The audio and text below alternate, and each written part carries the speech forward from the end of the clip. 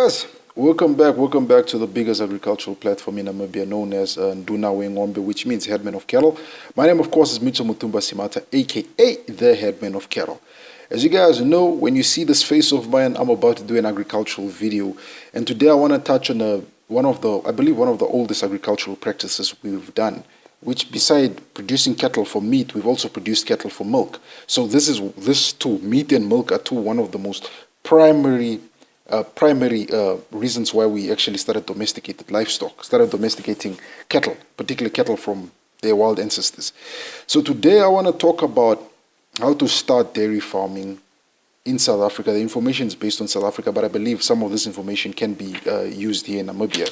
As you guys know, I'm never writing solo. I got my trusted notebook. Today on this 12th of August 2021, let's get into how to start dairy farming in South Africa. The information can also be tailor-made for Namibia, as I said. The first aspect to look at when starting a dairy farm is choosing the right breed for your local conditions. Is the climate warm or cold? Do you have good quality feed available? Do you have housing for your cows? And is there a lot of cattle diseases in the area? Choosing the right breed for dairy farming is important to ensure healthy animals, a good yield, and strong offsprings that will live long. The breed to use for commercial productions therefore depend on personal preference, environmental factors such as climatic conditions, available feed, and milk and products. For example, processors producing cheese prefer to use high quality milk solid, which is fat and protein produced by Jersey cows. The high volume produced by Jersey cows is suitable for cheese products. Holstein cows produce more milk suitable for liquid products such as milk or yogurt, which means your bottled milk which we pour in our cereal, or yogurts. Which dairy cattle breed to choose? Most cows can be milked for commercial dairy farming in South Africa. Therefore, cattle breeds that are specialist dairy cows. These are Holstein from the original Dutch Friesian cows, and Ayrshire from Scotland. Jersey sorry, I messed that up a bit. Let me go back. Let me just regress. You have Holsteins from the original Dutch Friesian cows and Ayrshires from Scotland. Then you have Jerseys from the Jersey Isles between England and France. Then you have the Gunzia, I hope I'm saying that right, Gunzia. Not Gunzia, but Ganzi. You have the Ganzi from the Ganzi Isles between England and France. And minor dairy breeds including Brown Swiss and Milking Shorthorn. Some European dual-purpose breeds dual-purpose breeds such as the Simmental and also the Red Pole, which are dual-purpose, are also currently being milked in South Africa. These include the Flagschwein and the Arbodans from Germany and France and Italy respectively. The milk yieldage of cows from local breeds is lower than that for specialist dairy breeds, but they tend to live longer. This is because of a better reproductive ability, being robust and better adapted to local conditions, such as heat tolerant and a great resistant to diseases. Imported breeds require better living conditions, such as shade or housing facilities, and better quality feeds because of adaptability problems. Crossbreeding between specialist dairy breeds and local breeds is becoming popular. For example, in New Zealand, the Kiwi cattle was developed through a system of crisscrossing between Holstein and Jersey Seers, which are Jersey bulls. Small farms have the opportunity to add value to their milk by putting a factory and entering the marketplace. Dairy farmers can either produce milk and sell to larger companies or become smaller distributors of their own products. The following products can be produced on the farm. Fresh milk straight from the farm, not pasteurized. Be careful for the unpasteurized bacteria. Pasteurized fresh milk as well as traditional sour milk. Drinking and eating yogurt, flavored cultured milk. Cheese production. Equipment.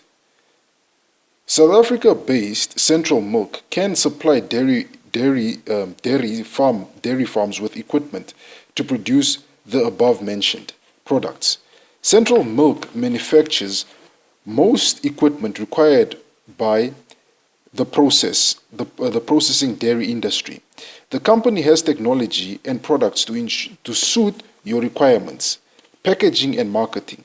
While planning a dairy facility, it is important to consider packaging and marketing strategies, which is essential to the success of any new dairy business. Important factories to consider are: to bottle products is the most common way to do it.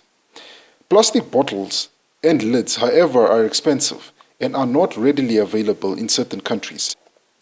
Sachet packaging from 200 milliliters to about 1 liter is more affordable and easily available. The AMA Tap system, a new concept approved in South Africa, allows for producers such as milk, allows for products such as milk, sour milk, and juice and yogurt to be sold to the public,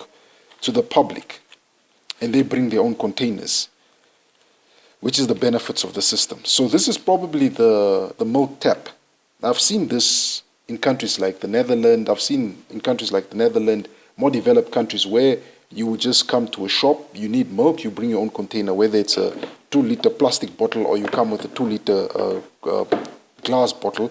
You come to the tap, you put in money, and you open up the tap and you fill if you paid to fill a 2-liter, you fill till you've paid to fill a 2-liter, you fill up the bottle till you fill up your 2-liter, and you just put your money in and you close your bottle and you're on your way. It would work in countries where crime isn't a problem. But in countries where crime is a problem, people might steal the milk and the money. So this is a system that could be used at. But they say the benefits of this system is: product is sold while it is still fresh.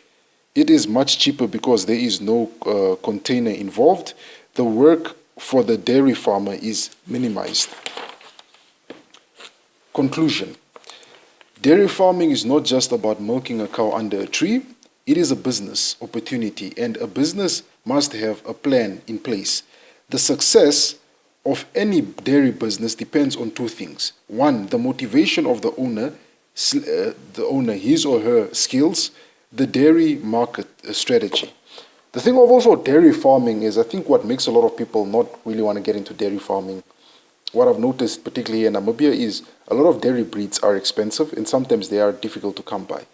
Let's say in Namibia, I believe what we produce are the multi-pattern cattle. I believe I have pictures of them. Let me just get those pictures. Yeah, I have some pictures. This one is the Holstein Friesian. I believe this is what we mostly use here in Namibia. The Holstein Friesian. I've not just seen pictures, I've been to a dairy farm, the big dairy farm, which is owned by Nem Milk, and these are the breeds that we mostly run with. So sometimes they are expensive to come by. You probably might have to import. If you want to use the Ganzi milk breed, which is, where is this breed?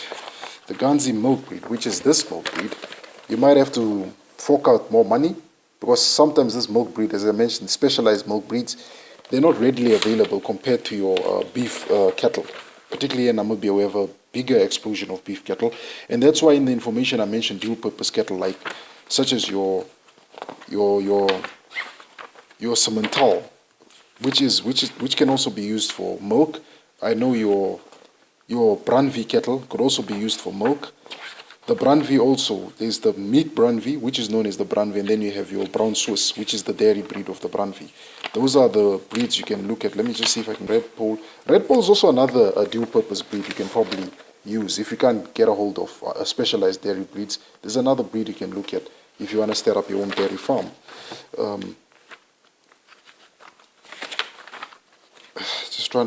You could try and use your nguni, but then the milking ability of your nguni is a bit not top scratch. This is a Jersey. This is how Jerseys look like.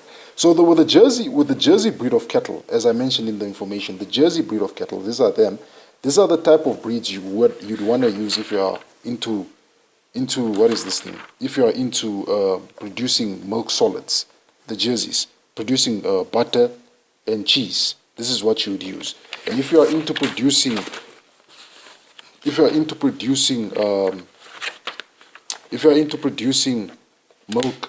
are into produce liquid milk such as the fresh packed milk we have in our fridges, the 2 liters, the 1 liters, you'd use a Holstein Friesian. But it just says Holstein, but these are Holstein Friesians. They've been crossbred. So that's another breed that you can look at.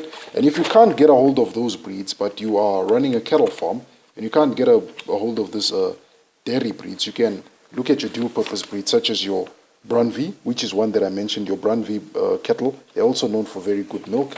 You can also look at your Simmental, which is another breed, which is also another dual-purpose breed. They're also known for good milk. But I believe they probably produce milk solids. So these are other dual-purpose cattle breeds that you could look at if you are unable to come across the various milk breeds, whether it's the Jersey, the Friesian Holstein, the Ganzi, or the Friesian Holstein or the Ganzi, or the Jersey. You want to look at some other dual-purpose breed, because with certain dairy breeds, they're a bit expensive because they require certain special treatment. They need to be pampered a bit more because they might not be able to adjust.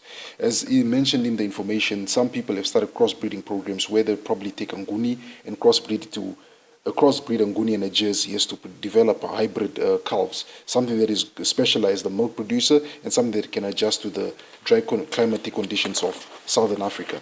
So those are my 2 cents on dairy farming. If you want to get into it, as the information mentioned there, as the information mentioned in it, drop a business plan. Make sure that you have a business plan, how you want to get into the business. It is not just milking your cow under the tree. You have to understand how you want to get into it. And another thing that was mentioned is, if you want to get into dairy business, that I would mention is, select an area that is a bit far from disease hotspots.